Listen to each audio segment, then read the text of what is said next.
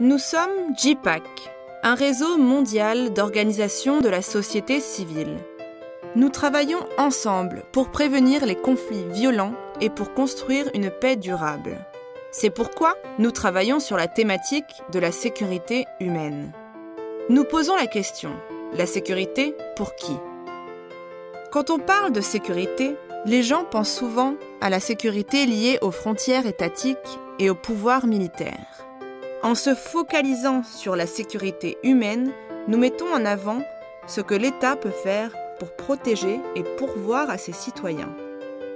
Mais ce concept reconnaît également que partout dans le monde, des individus définissent leurs propres besoins de sécurité et prennent des mesures pour rester en sécurité.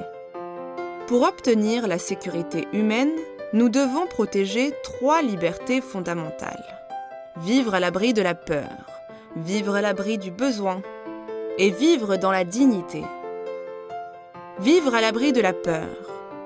Par exemple, être protégé contre les guerres, la persécution ou le harcèlement physique. Vivre à l'abri du besoin. Par exemple, en ayant accès à l'éducation, à un emploi et à des ressources naturelles. Vivre dans la dignité. Par exemple, en ayant accès à la justice et en ayant des droits égaux. Ce sont les 3 piliers de la sécurité humaine. Pour garantir ces libertés, l'État et la population doivent établir un dialogue. Pour collaborer, il faut inclure toutes sortes d'individus et d'institutions. Cela est possible dans des situations où les individus peuvent faire valoir leurs besoins et leurs droits de sécurité. Et quand l'État est responsable et engage activement des communautés.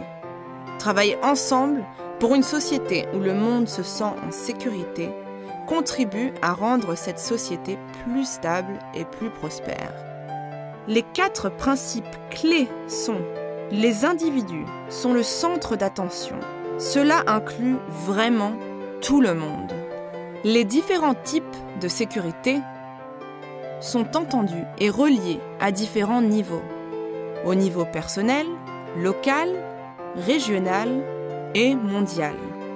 Les stratégies pour obtenir la sécurité humaine doivent être adaptées au contexte. Ces stratégies doivent être préventives.